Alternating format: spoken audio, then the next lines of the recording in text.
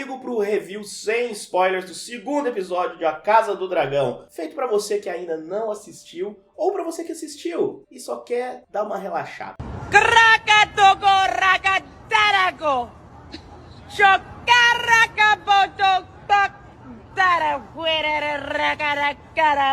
Fala, Calaçar, eu sou o Cal e tô aqui pra falar de Casa do Dragão. Se você não me conhece, eu já faço vídeos aqui de Game of Thrones desde 2013, mais ou menos.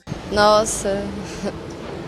Se você não é inscrito, já aproveita e se inscreve, tá bom? É muito importante isso. Agora, passado isso, vamos falar desse episódio? Importante, eu vou fazer comentários tentando usar só a série, sem fazer comparações com o livro. As comparações com o livro eu sempre deixo pra live, que se você não viu, rolou aqui já essa semana, tá bom? Bom, o começo é muito pesado, como só poderia ser, não é mesmo? Depois do assassinato do filho do Aegon, a gente vê ele revoltado, e com razão, pela morte do seu herdeiro. E aqui eu quero falar do contraste que a gente vê entre o Aegon e Rhaenyra, homens e mulheres. A Rhaenyra, no primeiro episódio, ela tá toda calada. Ela passa praticamente todo um episódio dentro de si mesma, sem falar com ninguém, apenas expressando suas emoções através do olhar. Ela diz 4 palavras, eu quero Aemon Targaryen, e é isso. Já o Aegon coloca pra fora toda a fúria pela morte do seu filho. E aqui é bom a gente ressaltar um negócio, ele tá realmente triste com a morte do filho. Não é uma encenação. A gente consegue descobrir isso, inclusive, porque tem uma cena mais pra frente, onde a Alicent vê ele chorando sozinho. E isso é um contraste muito legal de ser colocado para demonstrar como as pessoas sofrem de maneiras diferentes. E por isso eu falei no comecinho, até mesmo uma forma de mostrar como homens e mulheres geralmente sofrem. Não quer dizer que é sempre assim, mas geralmente o homem é mais tendencioso a explodir, a colocar pra fora. Bom dia, guru! Caralho, porra, que susto, caralho! Caralho, o guru tá estressado. Estressado é uma puta que te pariu, rapaz! E a mulher geralmente se recolhe, sente a dor mais quieta na dela. E a gente vê exatamente isso com Rhaenyra e Aegon. Além disso, tem uma outra coisa que a gente pode ver, que é a dor da Alicent pela filha ter perdido o filho. Ela tem uma cena ali na qual ela diz, né, que a dor da criança já passou, mas o que fizeram com a filha dela, isso machuca. E então a gente tem outro tipo de dor, além da perda pai e da mãe, né, com Rhaenyra e Aegon, a gente tem a perda de uma mãe vendo a sua filha passar por isso. Outra cena que eu queria destacar aqui, obviamente sem dar spoilers, mas é quando a gente tem o Conselho Verde falando com Aegon. Aqui nós temos outro contraste, um contraste de sentir a dor com manter os protocolos. Geralmente, isso vem muito forte quando as famílias reais passam por perdas, né? Eles têm que manter o protocolo. Geralmente, eles não sofrem como nós, meros mortais, sofremos. Eles não podem demonstrar essa dor. E nisso nós temos o Otto representando essa formalidade, em como se deve seguir os protocolos. Usando uma desgraça acontecida em sua família, transformar isso em alguma vantagem estratégica política. Já o Aegon representa a sua dor pura, do pai que perdeu o filho, que não aceita, que quer vingança. E a Alicent tenta fazer meio que um equilíbrio entre os dois, tentando entender a dor do seu filho, ao mesmo tempo que ela concorda com o que o seu pai está falando, que talvez seja necessário usar isso e transformar isso em uma vantagem política. Mas no meio disso tudo, quem está sofrendo de verdade é a pobre da Rhaenyra, que perdeu o filho, teve que escolher quem morreria e depois ainda teve que sair correndo com a outra. Eu tô realmente encantado com a atriz que tá fazendo a Rhaenyra, por ela e pelo Aegon, principalmente por esse episódio. Eles deram um salto de interpretação da temporada 1 para a temporada 2. E é interessante a gente ver a Rhaenyra porque ela fez descobertas muito importantes durante Sangue e Queijo, né? Afinal, ela entrou no quarto da mãe e viu a mãe tendo relações com o Criston Cole. Mas isso se torna irrelevante pelo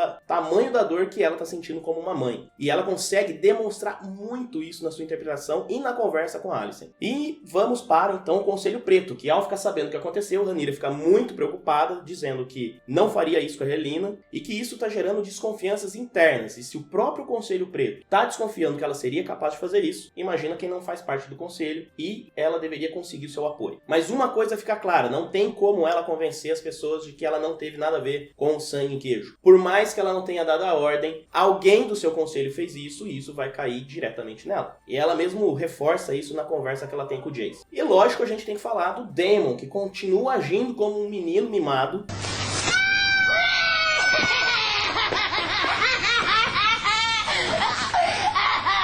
as quais ele não tem autorização e poder para decidir e continua não assumindo seus atos. Chega até a ser engraçado pensar como a Rhaenyra é mais madura do que o Daemon, mesmo quando ela era uma adolescente. E nós temos uma segunda cena muito tensa entre Daemon e Rhaenyra, e eu não sei como a Emma Darcy consegue estar melhor ainda do que no episódio 1. Uma outra coisa que a gente começa a ver sendo explorada é como as filhas do Daemon têm mais admiração e respeito pela Rhaenyra do que pelo próprio pai. E afinal isso faz sentido, né? O pai nunca deu muita atenção para elas. Com essa discussão a gente tem um Tchau Daemon, onde ele provavelmente está indo para Harrenhal, já que ele está falando sobre isso desde o episódio 1. Lembra que o plano dele era chamar Melaise e Rhaenys para ir de encontro a Vhagar, porque só assim, unindo os dois, eles conseguiriam enfrentar, e que ele acabou não tomando Harrenhal, porque ele estava esperando alguém para ir enfrentar a Vhagar, e ele estava atrasando essa tomada de Harrenhal. Eu quero só comentar uma cena que me chamou muita atenção, que é o encontro entre o Aegon e a Rhaelyna. Esses personagens, neste momento, deveriam se confortar pela perda do filho, mas eles não conseguem. Principalmente o Aegon, que mal olha para a Rhaelyna e sai andando. E claro, vamos falar mal de Sir Criston Cole, que não cansa de ser um idiota. A cada palavra que ele solta, mais raiva eu sinto dele, não importa que palavra seja. É muito bom ver como ele faz uma projeção do que ele sabe, de quanto ele é errado, de quanto ele é desonroso em cima do Arryn, tentando usar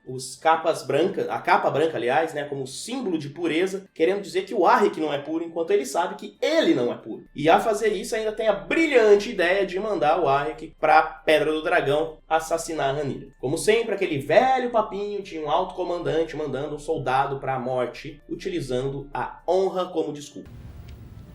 No, God! No, God, please, no! Inclusive, quando o Otto Hightower fica sabendo desse plano, me representa muito. E já que eu tô falando do Otto, vamos antecipar aqui para falar dele. Eu acho que foi a melhor cena do Ryan Fiennes nas 2 temporadas que a gente viu até agora. Ele realmente brilhando na cena em que ele está falando com o Aegon e Criston Cole. A risada que ele solta quando o Aegon diz que o Viserys escolheu ele para ser rei, cara, é digno de um Oscar.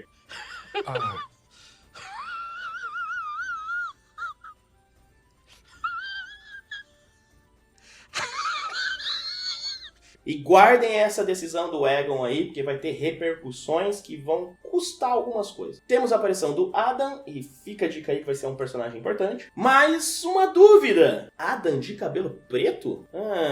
Ele pinta seus cabelos? Enfim, brincadeiras à parte, talvez a gente tenha uma explicação aí através da genética, não é mesmo? Mas é interessante saber que o seu irmão Alyn raspa a cabeça, provavelmente para não mostrar os cabelos prateados. Então, tô esperando uma explicação aí, hein, HBO? Mas na verdade ele aparece para preparar terreno para o relacionamento do Alyn, Adam e Corlys. E obviamente temos um lampejo de Sea Smoke passando na cena em que o Adam tá na praia. Se preparem para o futuro desses dois. Uma outra coisa que eu achei interessante é a preparação do futuro entre Mysaria e Rhaenyra. E assim como no episódio 1, a Mysaria tem um papel importante. Apesar dela não aparecer muito tempo em tela, o que ela faz, suas palavras e suas atitudes refletem em toda a trama que está sendo construída. Inclusive, é algo que impacta diretamente no ápice desse episódio. E isso provavelmente é o suficiente para que a Rhaenyra comece a confiar nela, já que ela poderia ter ido embora e não fazer um certo alerta. Pausa para falar do doguinho do episódio 1. Eu fiquei morrendo de dó dele, porque como todo bom doguinho, ele ficou chorando pelo cara que era o dono dele, que chutou ele. Mesmo assim,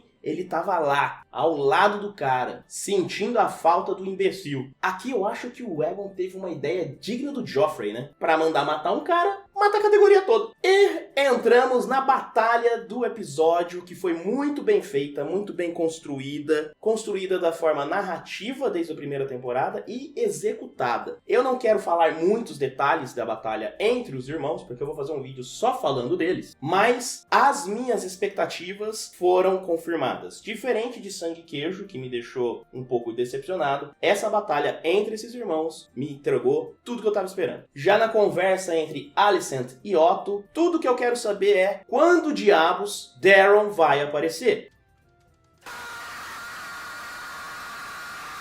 E por fim, eles continuam não explorando tão bem o Waymond, e isso tá me preocupando. Já que eles não mostraram a cena dele chegando em Porto Real depois da briga com o Luke e tudo mais, eles poderiam pelo menos explorar um pouco mais o sentimento que os outros personagens têm por ele, e até mesmo o sentimento que ele tem por ele mesmo. Eu acho que isso ia dar muito mais profundidade para todos ao seu redor e para o próprio Waymond. Bom, de maneira geral, essas são as minhas considerações sobre este episódio.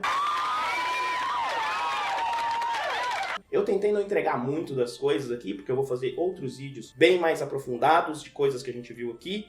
Se eu tivesse que dar uma nota, eu daria 6.5 para o episódio 1 de estreia e talvez 7 ou 7,5 para este segundo. Mas e aí? Eu quero saber o que você achou disso. Deixa o seu comentário aqui, que é muito importante. E se você chegou aqui e ainda não deu seu like, não se inscreveu no canal, é importante, cara. Você precisa interagir com as coisas do canal para receber notificações, tá bom? E se você quiser falar comigo, os meus endereços estão na descrição do vídeo. Como sempre, eu vou agradecendo a sua audiência e vou ficando por aqui. Valeu!